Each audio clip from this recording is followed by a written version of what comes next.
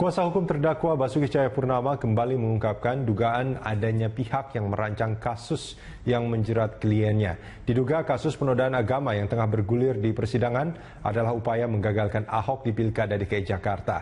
Dugaan itu menguat mengingat saat Ahok berpidato di Pulau Pramuka pada 27 September, tidak ada pihak yang merasa keberatan terhadap pernyataan Ahok. Tidak ada penghadapan, tidak ada penolakan. Padahal seperti keterangan lurah pada sidang yang lalu, penduduk Pulau Seribu itu 99% Muslim. Ya. Jadi di sini sebetulnya indikasi yang paling penting sebetulnya reaksi pada saat itu. Ketika itu diucapkan, ada nggak amarah? Di sana juga ada pemuka agama, itu ada di dalam surat dakwaan pemuka agama ada. Ya. Jadi dari saksi-saksi yang sudah didengar dari pelapor, itulah yang Bang Sira juga mengatakan, ini ada desain, ada setting. Nah, setting itu apa? Tujuannya adalah menggagalkan Ahok ikut pilkada, menggagalkan dia sebagai calon gubernur, supaya yang lain tinggal dua pasangan yang bertarung. Nah, itulah sebetulnya tujuan dari pelaporan.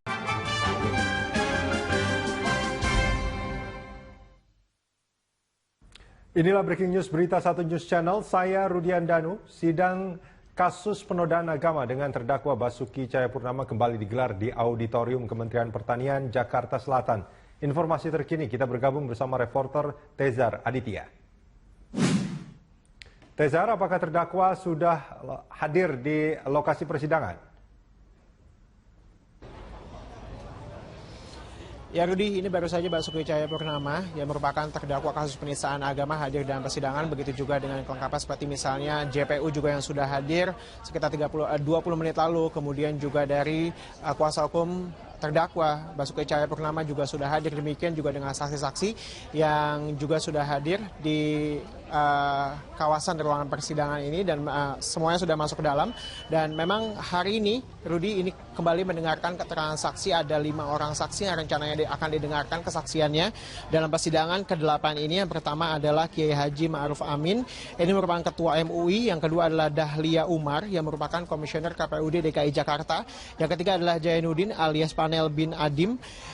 Yang keempat adalah Syahbudin bin alias Denny. Jainuddin dan juga Syahbudin ini merupakan nelayan dari Pulau Panggang, Kepulauan Seribu, yang kita tahu bahwa 2 orang ini merupakan saksi fakta yang pada saat itu mendengar langsung pernyataan Basuki Cahayapurnama saat berpidato di Pulau Panggang. Dan yang kelima ini adalah Ibnu Baskoro yang merupakan saksi pelapor. Dari 5 orang yang dijadwalkan akan didengarkan kesaksiannya dalam persidangan ke-8 ini, 3 orang sudah terkonfirmasi hadir dan juga sudah hadir di ruang persidangan. Yang pertama ini adalah Kiai Haji Ma'ruf Amin, Ketua MUI, yang kedua adalah Dahlia Umar, dan yang ketiga adalah Ibnu Baskoro yang akhirnya hadir setelah 3 kali tidak hadir dalam persidangan, karena sebenarnya Ibnu Baskoro ini sejak 3 persidangan sebelumnya dipanggil berkali-kali dan tidak hadir.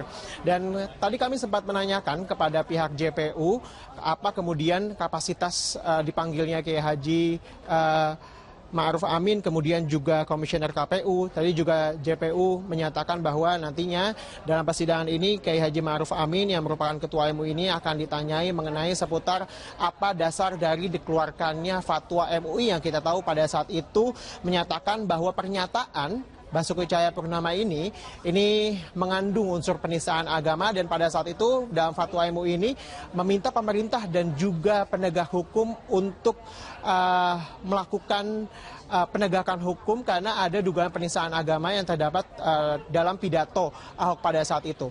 Kemudian juga kami menanyakan JPU kenapa kemudian ada KPU juga, unsur dari KPU yang dipanggil dan juga didengarkan kesaksiannya dan juga keterangannya dalam persidangan kali ini.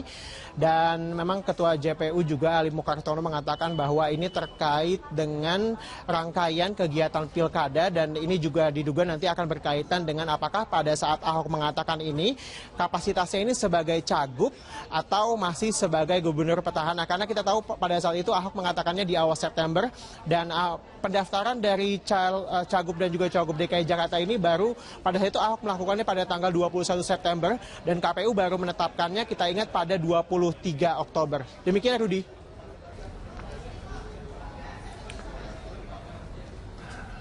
Ya, Tezar, dari kelima saksi saat ini sudah ada di lokasi semua ya?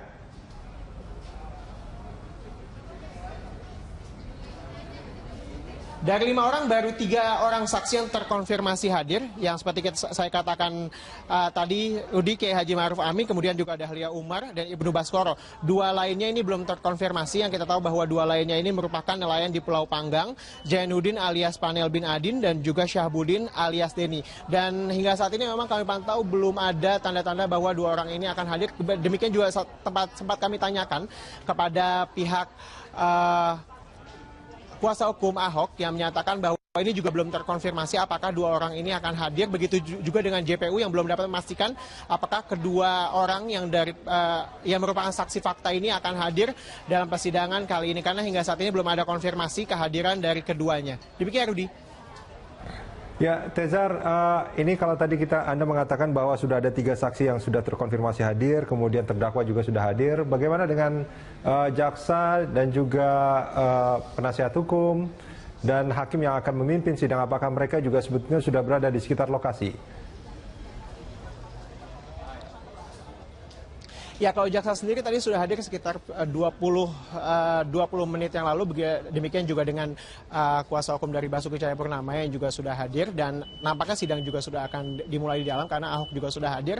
Dan memang jika tadi sempat kita tanyakan juga kepada kuasa hukum Ahok terkait dengan nanti apa saja yang akan digali dari keterangan saksi-saksi yang sebenarnya ini masih dihadirkan oleh pihak jaksa penuntut umum, yaitu dari Ketua MUI maupun dari Komisioner KPUD DKI Jakarta, dan juga saksi-saksi fakta dari nelayan di Kepulauan Seribu. Dan tadi juga kuasa hukum Ahok menyatakan bahwa nampaknya saksi-saksi dari nelayan di Kepulauan Seribu ini akan sedikit meringankan meskipun ini dihadirkan oleh JPU.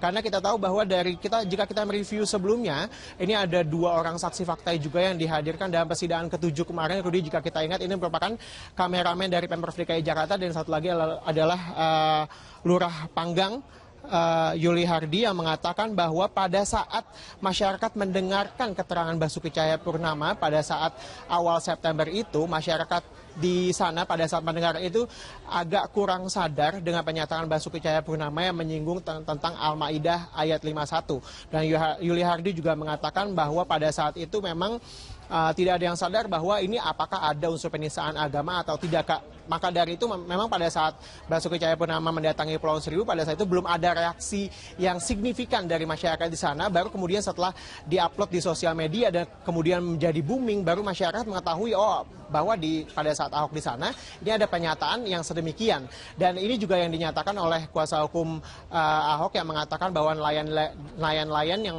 menghadiri acara pidato Ahok juga di sana. Ini klaim dari kuasa hukum Ahok mengatakan bahwa nelayan-nelayan di sana juga cukup senang dengan keberadaan Basuki Cahayapurnama ketika ia mendatangi Kepulauan Seribu. Jadi menurut dari kuasa hukum Ahok, 2 nelayan yang dihadirkan oleh JPU yang merupakan saksi fakta ini akan meringankan. Tapi kita akan melihat bagaimana nanti jalan persidangan yang akan dimulai sekitar beberapa menit lagi. Kalau on time ini akan dimulai pada pukul 9, Rudi.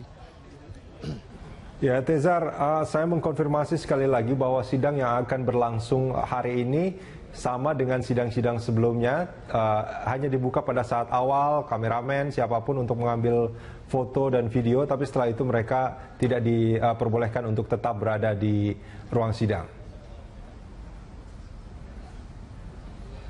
Ya, sejauh informasi yang kami dapatkan, sejauh ini memang tidak ada perbedaan yang signifikan juga antara persidangan saat ini dan juga persidangan sebelumnya. Masih terbuka tapi terbatas untuk media yang akan meliputnya. Media diperbolehkan masuk, tapi sekali lagi tidak boleh membawa kamera untuk merekam ke dalamnya dan juga tidak boleh sama sekali untuk mengeluarkan handphone.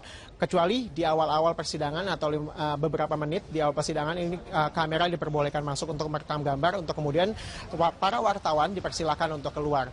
Dan demikian juga dengan peserta sidang atau dari pihak pro maupun kontra yang sebenarnya semuanya dilarang untuk mengambil gambar baik itu dari kamera ponsel maupun dari kamera biasa, karena memang pada saat KY pada saat itu hadir, ia juga mengatakan bahwa sebenarnya status dari persidangan yang terbuka ini boleh disaksikan, tapi memang ketika itu berkaitan dengan kegiatan mengambil gambar ini merupakan dari kewenangan hakim yang membolehkan atau tidak, dan ini tidak dapat dipermasalahkan oleh pihak KY itu sendiri. Jadi ini kewenangan hakim, apakah kemudian akan diperbolehkan akhirnya atau tidak para wartawan mengambil gambar jalannya persidangan. Tapi sejauh ini Rudi, kami mendapat konfirmasi bahwa tidak ada perbedaan yang signifikan antara persidangan kali ini dan juga sebelumnya. Jadi wartawan hanya diperbolehkan mengambil di awal untuk kemudian disuruh keluar, dan tidak boleh membawa alat perekam, tidak boleh membawa kamera ponsel. Demikian Rudi. Baik, terima kasih Teza Raditya. Dan pemirsa, Teza Raditya melaporkan langsung dari lokasi sidang perkara Ahok di Kementerian Pertanian Jakarta Selatan, dan kami akan terus menantikan laporan dari Anda.